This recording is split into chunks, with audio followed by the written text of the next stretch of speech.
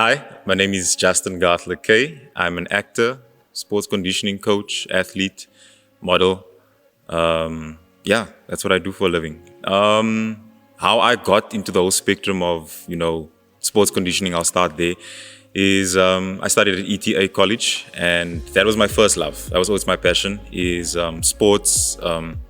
I wasn't a big academic, and I know that sounds pretty bad to say, but I wasn't big on academics. Sports was always my first love, whether it be soccer, rugby, athletics. And I decided to study that further on, got my diploma in that, and started coaching. And from there on, became an athlete at UJ, and athletics has been first love ever since that day. As far as the entertainment spectrum, I got into acting. Have no qualifications on that whatsoever, but I just found a love and passion for it as well to entertain people, for instance. And ever since then, I've featured quite a bit, but still holding on. There's bigger things to come. Why I do what I do? I think it's a strong love. When it comes to entertainment, I love entertaining people. I enjoy making people laugh with the content that I create. It's always been fascinating to me as to how one can use comedic relief to, damper a situation, for instance, especially where we find ourselves now. I wouldn't say post-pandemic, but, a bit of a lighter pandemic situation and lockdown. I found the love for TikTok. And that's where it all started for me, is that once I started creating certain content on TikTok, and that was also just by fluke, a friend of mine actually said, no, listen, actually shout out Lyle. He is the one who said I must actually download TikTok. And I was like, no man, I don't want to download. What is this? This is the children's app. What am I supposed to do on TikTok? What am I supposed to do? And I started finding a groove and a niche. And then I found what I like doing is making skits or recreating certain scenes. And people started loving that. And I found that that's making other people happy. And they found inspiration in that and asked me certain questions. Oh, how did you do that shot? Or how did you do that transition? And before long, the account blew. And I was happy with it. And I just wanted to keep on pushing. So from making content maybe once every 2 weeks, it became a schedule thing where I'll make content every day, 3 times a day, and start pushing out, just to keep people entertained all the time. And that's why I do what I do in terms of the acting spectrum. Sports, same thing. I like helping people. Once I started the whole sports conditioning situation, I wanted to help people, even if it meant not physically changing anything, but helping a younger generation athlete. If they wanted to attain to a certain goal, let's say the Olympics or just making provincials, if I was at least to put my 2 cents in and help in that situation, then why not? Why not just at least give the advice or the guidance in getting you to whatever destination that you'd like to get to? I wouldn't say I'm in it full time. Like right now I choose relatively, whereas before I was just trying to push content all the time.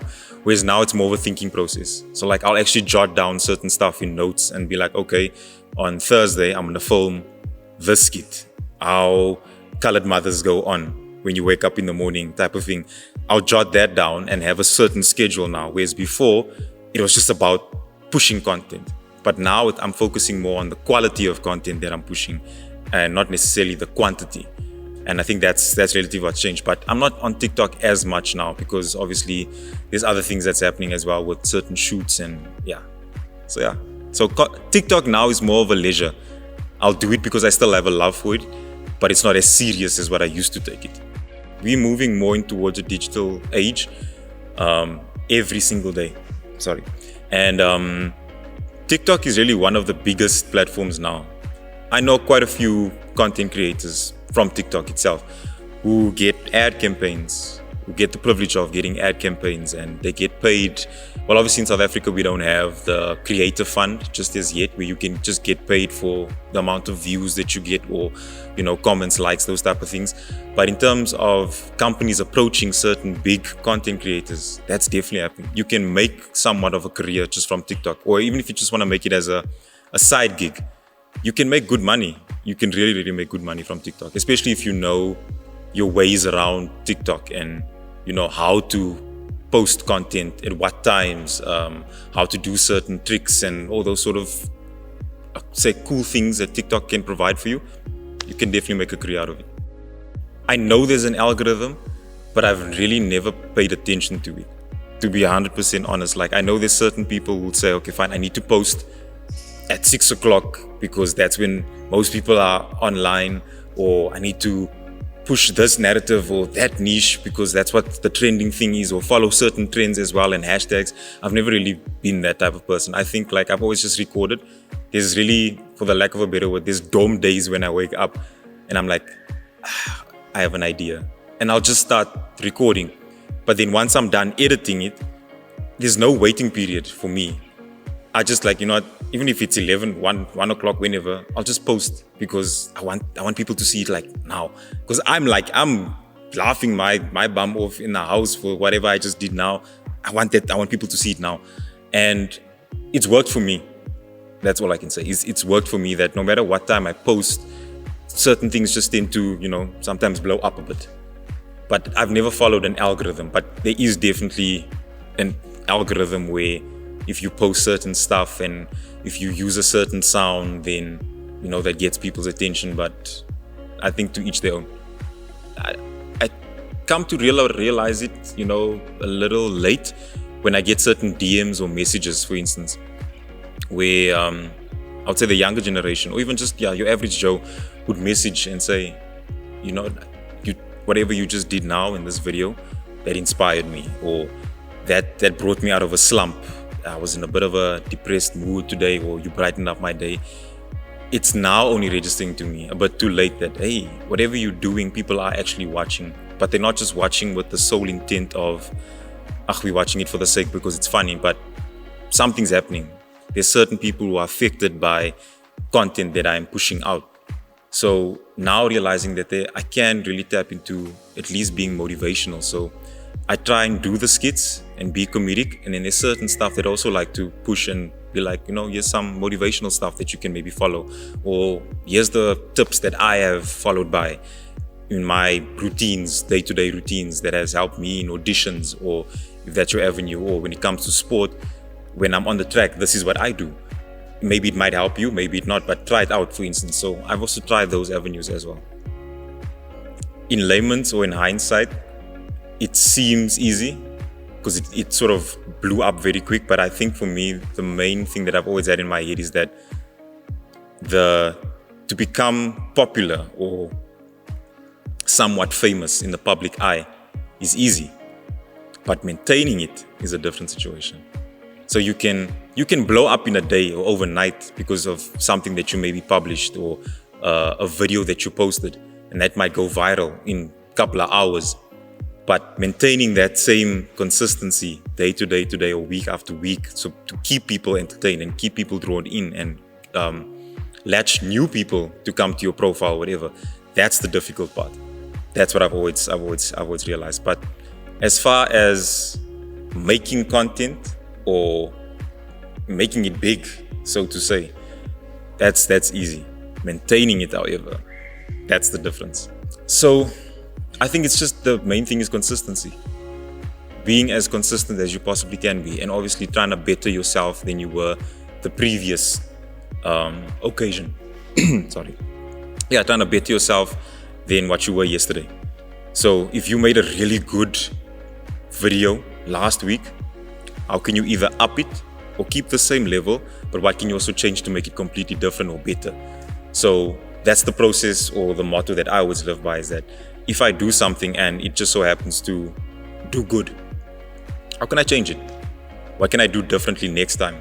Just to keep people on the edge, or keep people, you know, entertained at all given times. And I think that's the most difficult part for me, is, or where the pressure would come in sometimes, because now people expect, okay, you know what, why aren't you posting this? Like, sometimes you'll get messages, why haven't you posted this week? What's going on? Is everything okay? You went silent, what's happening? And sometimes you need that detox from social media and just from people in general. But that's the difficult part. Well, those are the steps that I follow.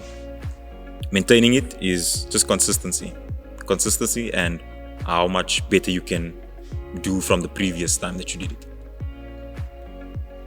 I found a nice balance that, the one agency provides certain things for me that the other one can't.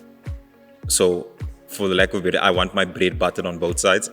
So, what this one can't do, at least this one they can do, and vice versa. Because obviously, I find myself in the spectrum of TVCs, so like the TV commercials and those type of things. But I also want to break into film and theater. So that's where, I just decided, let me just at least find a balance between the two of them and nitpick from each agency. I wouldn't actually say it's recognition that you need to become part of an agency. I think most people have that misconception that agents or certain agencies sort of track you down based on whatever's going on in your life and, how big you are, whatever. But it's as easy as just, searching, okay, whatever it is that you'd like to do. If you want to be a theater dancer or a singer, for instance, everything is at your disposal. You can literally just search, okay, agencies in SA or in Joburg, for instance, that offer ABCD and their contact details. And so I followed that process. I was interested and I searched them up and I said, okay, this sounds like a good agency. So I just went agency to agency contacting, what do you guys offer? What can you do? This is what I do. And I found the right person or the right agency for me that fit my criteria of stuff that I would like to do. And application forms, sign that, and then the rest is history. Then they find you, because at the end of the day, that's an agent's job, is that they find you work, basically. And if you fit that brief, then boom, you got booked for the gig. Like, I never went searching and saying, hey, listen, I want to be on The Bachelorette. It's just like, I got a message. Hey, would you be interested in, trying something spontaneous? And this is during lockdown, like level 5 lockdown. At the time, I was working from home in any case. I'm bored.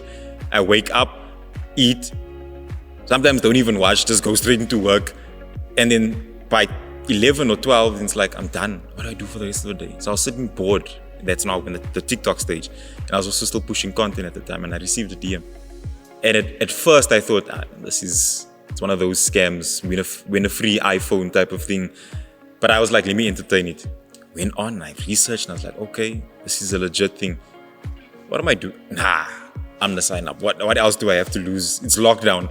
I'm not going in anywhere. So I signed up with the intention of never, like when those old adverts, the 350-50 ones, where you could win a competition or win whatever, you SMS with the intention of winning, but this is a long shot of me ever winning something via these online competitions. This was varas vet.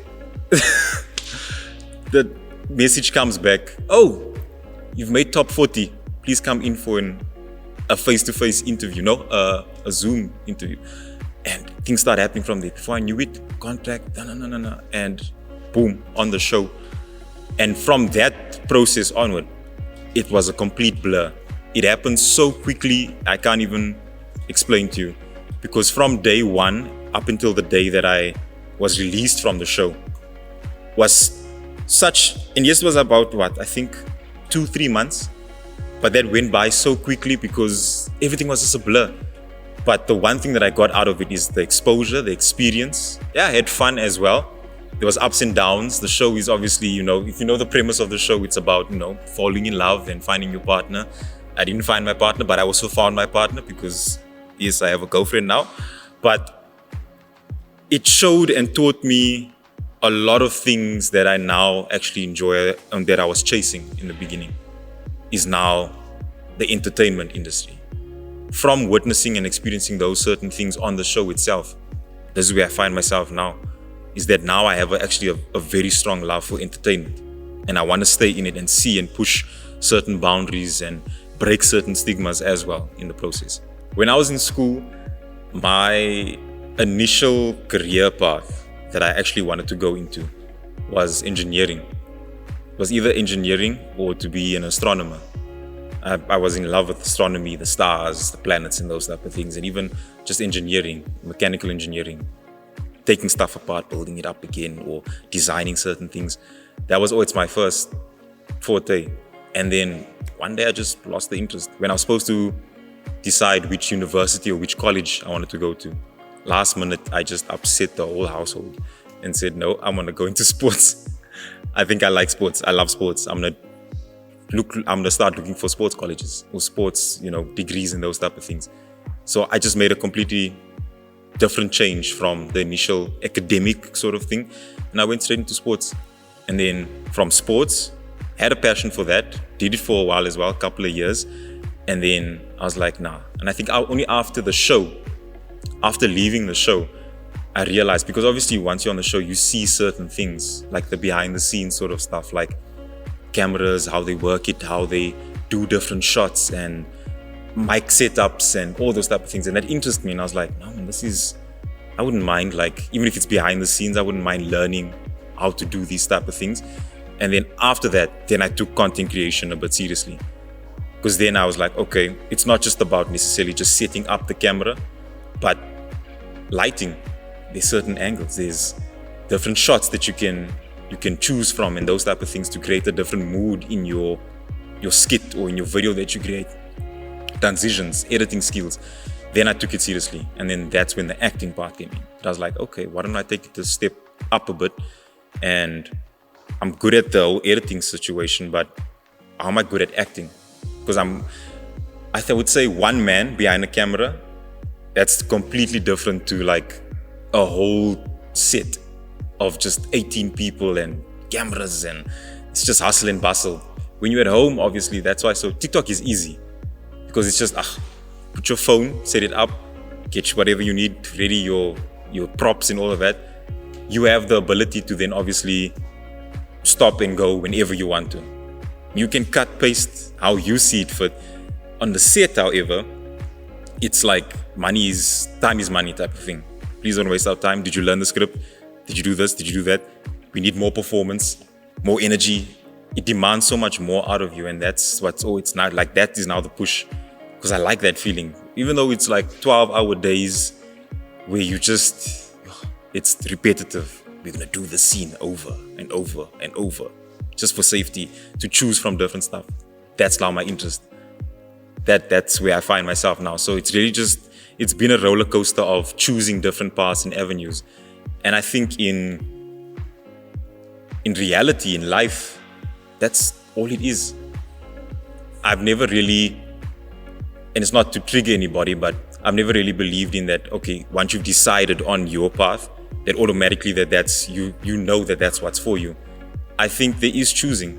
There's jumping around. You go from this to that, and let me try a bit of this here and see what that's about. Okay, I don't like that anymore. I'm gonna try this now. I think as people, we are indecisive until we really find, like, I don't mind waking up at 5 o'clock in the morning to go and do this one thing. Then I think you found your career path, or what you want to do with your life, is when it's no longer a mission, or it's no longer miserable for you to get up and do it in the morning. That's what you should be doing. But the moment that you find yourself in a position where it's like, I need to wake up now, get ready, brush my teeth, I must not go deal with this boss or this manager today, or I need to go and deal with this person. Stop in your tracks. Don't, when they say force is a crime, force is a crime. Don't push it. Really just sit down and weigh up the pros and cons. Do I really want to do this with my life moving forward? Is waking up and dragging my feet every single day to go and do something for the sake of a paycheck? That I don't like. I understand money is king, cash is king, and yeah, it helps in a lot of avenues. But for me, life is okay. I'm not a millionaire and stuff like that because of the stuff that I'm doing. It's a means to an end, yes, but I enjoy what I'm doing. Even though the bucks is not there, I can't now go and buy a Lamborghini cash or a house and stuff like that, but the passion is behind it. I love what I do. So all those other things and the pieces of the puzzle will eventually, they'll come together as long as I bring my part. As long as I bring my 50 or my 100%, the other 100% will meet me halfway. For me, chasing passion over paper is the ideal situation you want to find yourself in, because, okay, let's say you're chasing paper. You'll never be happy. You'll never be satisfied, for instance. Okay, I made a bag, 10K. I want more. Okay, I made my first 100K. I want more. Now you're sitting with the ideal life situation where people are sort of envious of you, because now actually in layman's you have everything. You have the money, you have the stability, you have the security, you have the house, the car, the whole white picket fence situation for yourself. But you still wake up unfulfilled because you still want more in the bank all the time. Whereas with passion, if you're chasing the passion, that's more fulfilling for you. Well, for me at least, in my own opinion, it's more fulfilling. It feeds the soul, so to say. But money can buy you things, but it really can't. It can buy you things that can generate a certain level of happiness, but it can't keep you happy all the time. At some stage, money comes and goes. It really does. But how happy are you? What's your mental state like? Now you're stressed about A, B, C, D, mortgage payments, and now because I have to pay more tax because I have more money type of thing. And I'm not saying there's anything wrong with that. Chase the bag, obtain the bag, hold on to it, no problem with that. But make sure that there's at least some level of enjoyment and passion behind it, because then all you're doing is living day to day, just trying to make money. And that's it. That's the bottom line. That's all that you're all about. What is there more to Justin aside from just making money? Is he actually a good person? Is he cool to hang around with? Does he do good things? Those type of stuff. I think it's vitally important. How social is he? Those type of stuff. Because I know when they say the saying, never meet your heroes. I don't know if you guys ever heard that before. Yeah, never meet your heroes. It's real. It's like a real thing. Like you put this person on such a big pedestal. Like, let's say, okay, I won't drop names, but let's say the richest man, whatever, or a rapper or whatever. You put them on a pedestal and you try to obtain and get to that level. But let's say you meet them in person and you find out, this person's actually a douchebag. Then it's like, okay, you're living the lifestyle that I would like to have, but you're actually a bit of a nonsense person. Like, in real life, like, did the money really change you that badly? So yeah, for me, passion over everything. Trust in the process. I would say it's the same equivalent to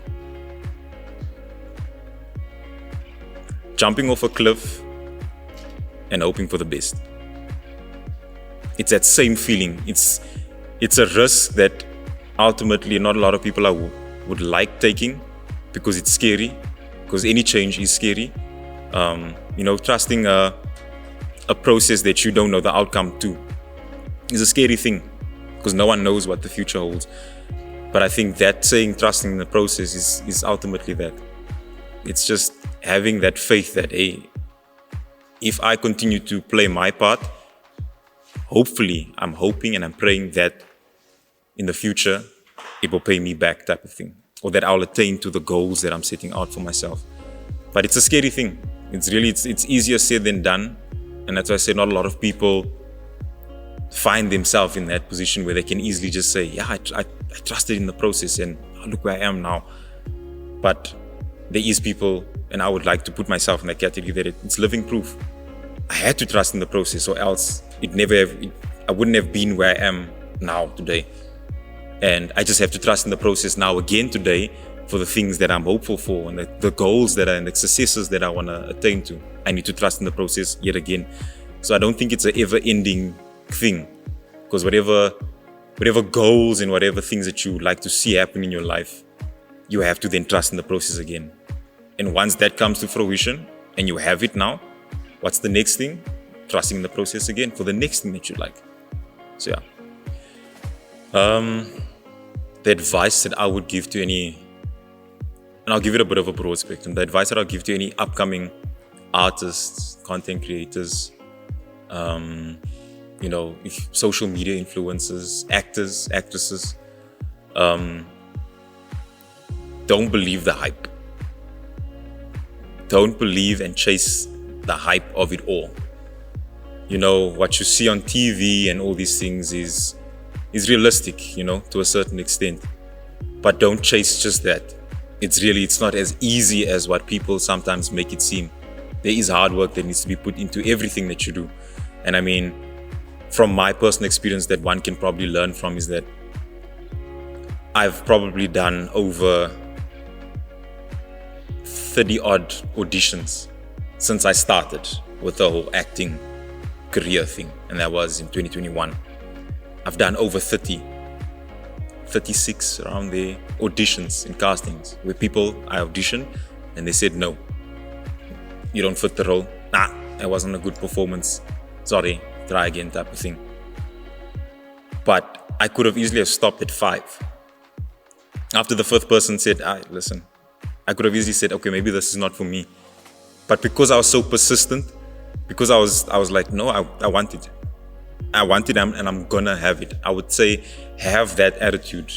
Be hungry, like have a hunger for whatever it is that you're chasing. If you want to make good content, learn. I think we're living in such a privileged age where you can YouTube nearly anything these days. You can learn how to do anything, and not necessarily from a physical class, but you can YouTube, you can Google how to do certain things, learn certain stuff, online stuff that's for free at your disposal. So I would say to any creator, any actor, learn those things. I never went to any acting classes. I probably should, but I didn't. I just learned certain stuff. I just stayed online, constantly learning, and dedicated, a certain amount of time. Even though I was tired, I just dedicated enough time to learn certain stuff every single day. If it was a certain shot that I needed to really pull off, okay, how did this person do it? And put your pride aside in certain situations as well. And I know it's tough to ask somebody like, do you mind maybe just sharing with me how did you do that shot? It takes a lot out of you because it's like you don't want to seem as though you're an amateur or whatever, but there's nothing wrong with that. Everyone starts at a certain point. So I would say that advice is just be consistent, trust in the process, be hungry. There's no, what do they say? Closed mouths don't get fed. Same thing. You need to be hungry and really want it in order for you to get somewhere. But the knowledge has to come with that as well. You have to teach. If someone's not there to teach you, learn. Teach yourself. You have no excuse. Everything is sit at McDonald's and have free Wi-Fi if you don't have Wi-Fi at home or wherever. But do something. You need to put in that effort. The biggest mistake one can make is think that, and I think I found myself in that situation as well, is that because, hey, I was on a show, people must come to me. Like, because I was on a show, no, you must recognize me. The company must come to me and ask me if I want to be on board with them. I had to change that mentality as well.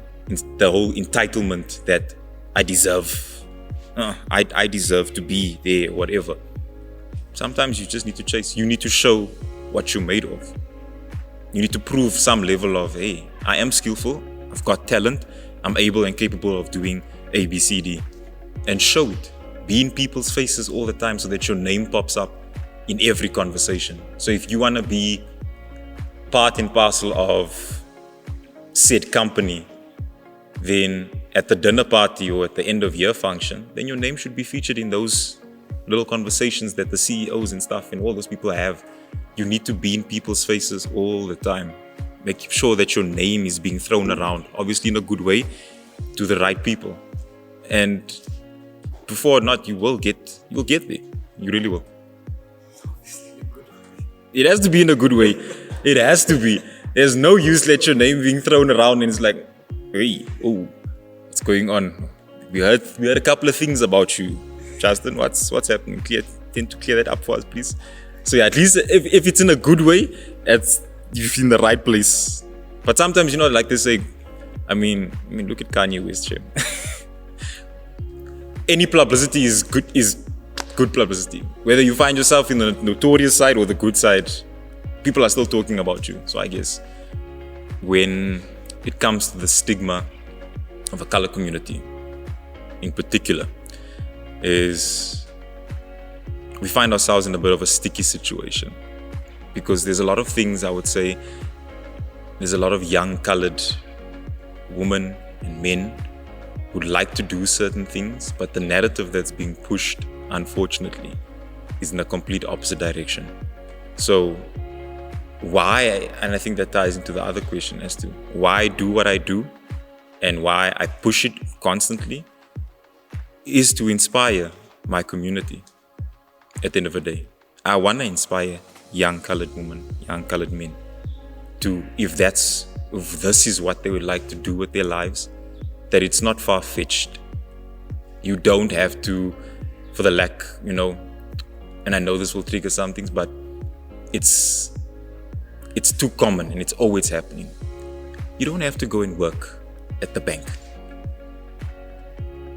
And I'll say it again, you don't have to go and work at the bank, because that's a narrative that's always being pushed, that immediately when you leave school or high school, a job gaan uitvind.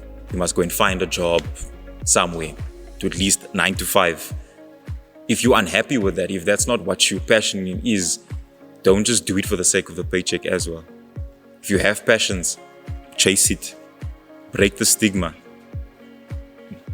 Uplift each other. If I can't hold on to all the knowledge and all the ideas and I can't always, if I make it big one day in life, I can't hold on to all of that just to myself. It doesn't work like that. I need to give back and understand that works for all generations, all races. But yes, I am being specific about that. I'm not discarding those. But because I'm speaking about my community, because I see a fault, I see a gap that I'd like to change something, that's exactly what I'm going to do. I'm going to try my utmost best to give as much information. That's why I never want to find myself in a position where then I feel shy or closed off to someone, where I don't do these things for free, or I don't just share information for free type of thing. Sign up on my course and then I'll share the information on a Zoom meeting, but you have to pay $150 or $350 for the course upfront type of thing. For information that was given to me probably for free. Why are you paying for it? Why must you suffer at the end of the short stick, or the end of the stick, because I want to be selfish with how I claim to my success or where I got in life. So for me, I want to really day to day try and inspire, try and give more. And I want everyone to feel free in asking questions. How did you do this? How do you do that? I'm not going to ignore your DM. I'm not going to ignore your message or your phone call or whatever. I'll answer it to the best of my ability. If it might not be today, it might be tomorrow, depending on what's going on in my life. But I will get to you. So information is free. No one should be paying for life lessons or for, certain tricks and secrets. Don't hold on to it. Just share it with everybody. Everybody needs to eat and win, not just you. So, yeah, that's my take on it.